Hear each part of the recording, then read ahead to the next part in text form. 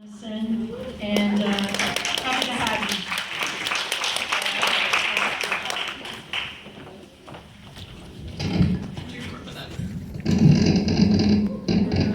It's made to man. Hello. Usually I would get up here today and start with how honored I am to be here. And I am honored as a young woman that I was asked to speak today. But I'm also a little worried about what the future for women will look like if more young people don't start paying attention and becoming involved. The reason I'm here today, that I started really believing I could get involved at the age of 12 and here at the ripe old age of 14, and I'm still involved, is because I went to a Moral Monday event. I bet some of you were at the same event 2 years ago, where Miss Rosanelle Eaton told us how she was fed up, fired up, and ready to go. She's one heck of a lady. That she is. I learned about things going on in our state I had no idea were happening. I learned that there were a lot of people, regular citizens just like me, who were joining together to make better things happen. And I heard the phrase that's become an integral part of the way I think about my own citizenship and my vision for the future I want to see. And that's forward together, not one step back. There you go. There was another young woman from Morristown, New Jersey, who back in the late 19th century, when she was a young girl, attended suffrage meetings with her mother. And her name was Alice Paul. She would go on to help lead the movement that gave women the right to vote and pen the Equal Rights Amendment. Equality of rights under the law shall not be denied or abridged by the United States or by any state on account of sex. Alice Paul knew that the fight was not over when women got the right to vote. She knew that our voice at the ballot was the first step in achieving a society where all women had equal opportunity and protection under the law. More than a century later, women have made great progress. I have opportunities to do things and be things that my grandmother didn't. But even if I use those opportunities, go to college, get an advanced degree that leads to the career of my dreams, I can make as much as $2 million less over the course of my career just because I'm a woman. Young women today know a fair amount about feminism and are talking about it. We see our friends sent home from school for dress code violations based on rules that treat our female bodies as impediments to the education of boys. We're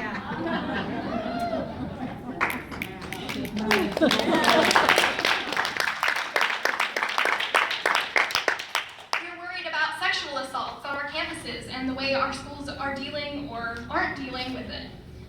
We see the way our access to health care and comprehensive sex education is being limited.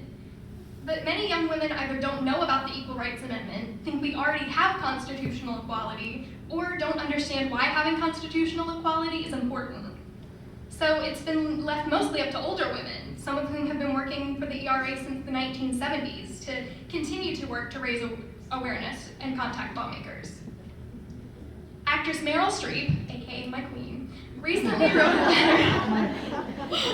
wrote a letter to every single member of Congress urging them to support the ERA and included a copy of the book Equal Means Equal by Jessica Neuwirth. She got 5 answers. Out of over 500 people in Congress, she got 5 answers. And this is a major celebrity. So imagine with me, in a world in which every member of Congress got over 500 messages a week from constituents urging them to support the ERA. Imagine that registered young voters and future voters started talking regularly about the ERA on social media. How long would our representatives continue to ignore the issue of constitutional equality? Here in North Carolina, we've got some dedicated women who are working for the ratification of the ERA in our state. Because of their dedication, many North Carolina lawmakers have gone on the record to support the ERA. Also because of their dedication, some lawmakers have highlighted why it's so important that more of us, especially my fellow young people, need to pay attention and not ignore the importance of continuing the work Alice Paul started back in 1923.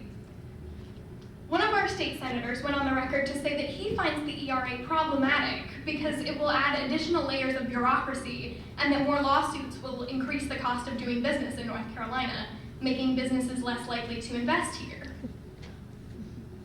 Hold up. Passing laws to deter people from bad behavior is a bad idea because if people break the law, it will cost money. businesses to discriminate against women a good strategy for advertising our state to potential investors? Should we hang up a sign that's just like, welcome to North Carolina, please feel free to discriminate against our women? What the Equal Rights Amendment will actually do is provide a higher level of scrutiny when courts decide cases involving potential sex discrimination. This is the same level of scrutiny involved in dealing with matters of racial discrimination. The ERA on its own won't eliminate all cases of discrimination, but what it will do is provide equal protection under the law for both men and women. With this equal protection under the law, laws cannot be repealed that guarantee equal pay, equal access to education, and the amount you pay for health insurance isn't determined by your gender. As court decisions are made on the basis that rights cannot be denied or abridged on account of sex, we will move forward to a more equal society with less discrimination. Are young women in this country to be considered an equal part of America's great potential or part of corporate America's profit margin? Do we want the children of this country, male and female, to grow up with the promise that their rights are not determined by their sex? Do we want the increased prosperity for all that comes with equal protection under the law? Our answers to these questions should determine, in the words of Alice Paul, our deeds, not just our words. My favorite quote from Alice Paul is, "When you put your hand to the plow, you can't put it down until you get to the end of the row." The changes we want to see in our society will not be instantaneous, and reaching our goal of ratifying the ERA is going to be, in the words of Hillary Clinton, a long road of action. Older women have to continue in the tradition of Alice Paul's mother, and including young women in our walk toward justice and equality. Young people need to understand the importance of the actions they can take today in order to build the future in which we will lead tomorrow. We've become so wrapped up in fighting against what we're against, and all too often who we're against, that we stop forward progress. It's not just young people who are disillusioned by the political process, but the fact that less than a quarter of eligible voters under 30 turned out in the last midterm election should be a wake-up call for all Americans, no matter what political party you belong to or how you feel about a specific issue. Just like Alice Paul knew that access to the ballot was the key to achieving opportunities and rights for women, we should know that educating young people about the voting process and making sure they're registered to vote is essential to continuing the work toward equality. Every high school student should have, before they graduate, knowledge that prepares them to become voters and responsible citizens. They should know how to find the dates of elections, their polling place, information about candidates, see a sample ballot and know how to cast a vote, and be familiar with the voting laws in their state, and know how to find information to contact their representatives. They should also be able to pre-register to vote or have the opportunity to be automatically added to the voter rolls when they turned 18.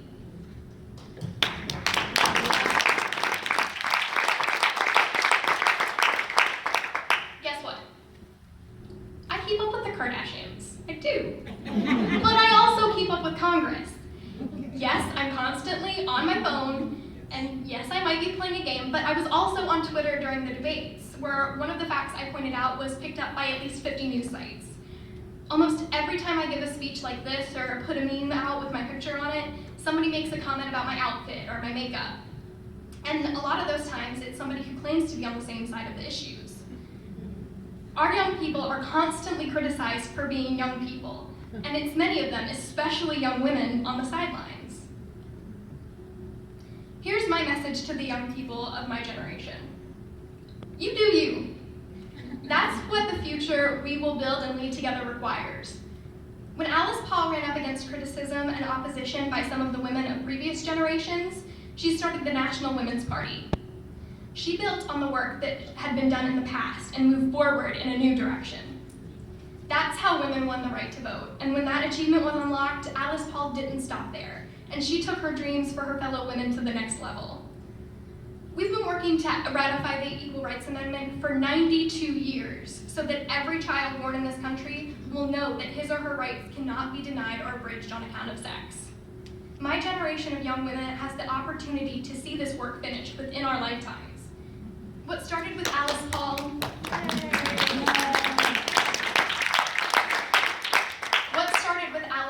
back in 1923 can become a reality for all of us if we communicate with each other and our elected representatives and candidates.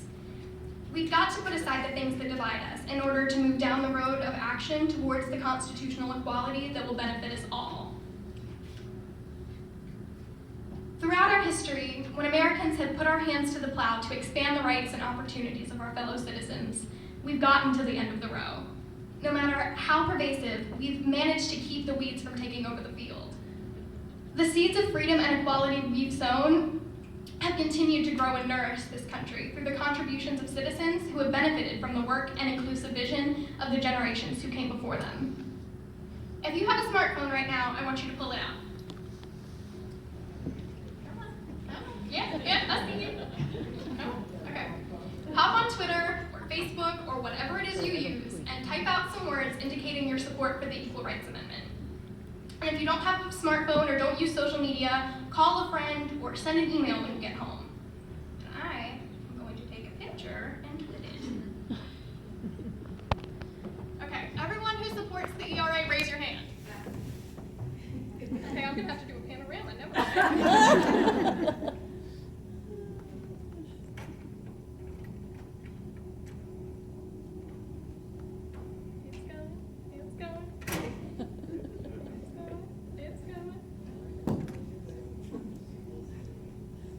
There we go. Awesome. Thank you very much. We all just took a small step in moving forward together and inviting the people we know to move forward with us. Let's keep moving forward. Thank you.